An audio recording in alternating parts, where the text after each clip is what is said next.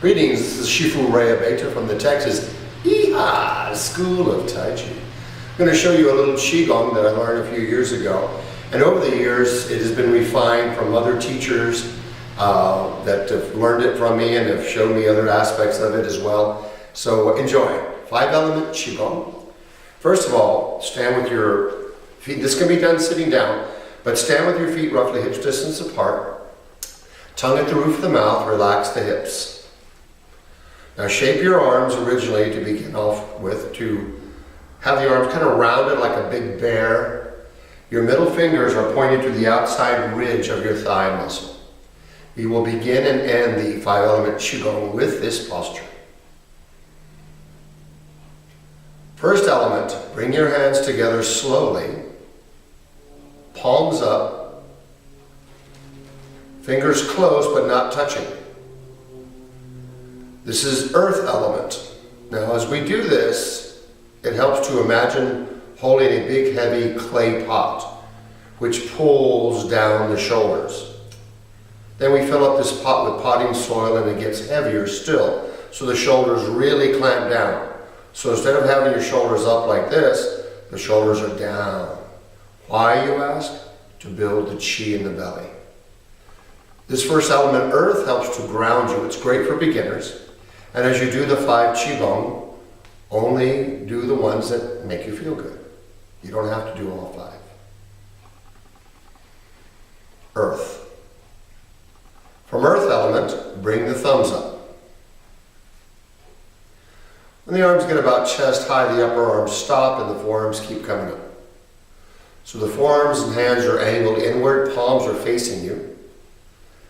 This always reminds me of a tree hugging posture, which is appropriate because this is the wood element, wood. Now with the wood element, it helps to develop deep roots for energy into the earth. But the other side, we have the limbs reaching up to the heavens. So each one of these has a yin and yang aspect. This is my favorite, and the wood is good for more experienced players who want to develop a deeper root and a stronger connection to the heavens. Wood. From wood, we roll the fingers out. And this is the water element. Make sure the wrists are totally relaxed and loose. Water is good for stress removal or stress reduction. You have energy flowing from the wrists outward, from the wrist down, and from the shoulder down. But as I said, you have a yin and yang aspect. You also have energy flowing up this way, and from the elbow up on both sides. So you have yin and yang. This particular posture is good for stress, but can also be used for martial purposes.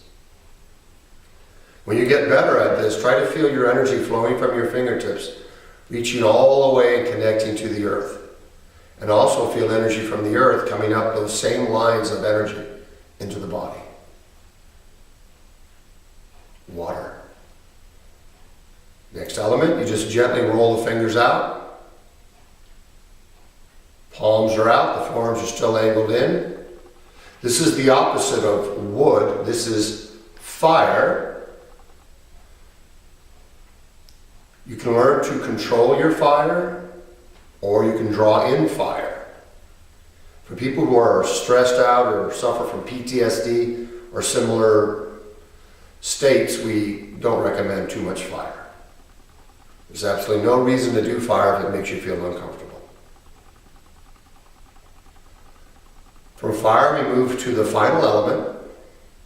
Your hands roll out like a big fan. The elbows are the pivot points. And they just keep going down. So the fingers are pointing to the floor, palms forward. This is metal. The hands feel very strong. Again, as with water, feel the energy from the fingers connect to the earth. Feel the energy flowing outward from the palms, also flowing inward. Yin and yang, as I mentioned earlier. How long you do each posture is entirely up to you. And as I mentioned, you don't have to do all 5. Let's do a quick recap. We go back to the bear posture. From there, earth with the shoulders clamping down to secure the chi in the belly. From earth, we go to wood. From wood, water. From water, fire. And finally, from fire, metal. And from here, you just roll back into the bear posture. And to end, you just simply inhale, bring the foot in, exhale. You can either put your hands under your dantian, you can rub your legs, you can rub your scalp or your face. There's many ways to end any kind of qigong. Thank you. Now some specifics. When you do the bear posture, some people refer to it as, make sure the arms are curved, not straight with the wrists bent, or the arms are hard angled like this. They should be natural, relaxed, like a baby's arms, or like a teddy bear, okay? And remember, as you bring your hands around the sides, right where the calf muscle starts to curve to the front, that's where the middle finger is pointed. Remember, not to the rear, not like this, but to that outer ridge of your thigh muscles. Good. Again, when we're doing earth, you want your shoulders to be clamped down. Hence the imagery of the pot and the potting soil getting heavy. Once you get good at it, you just go here and you just clamp down your shoulders.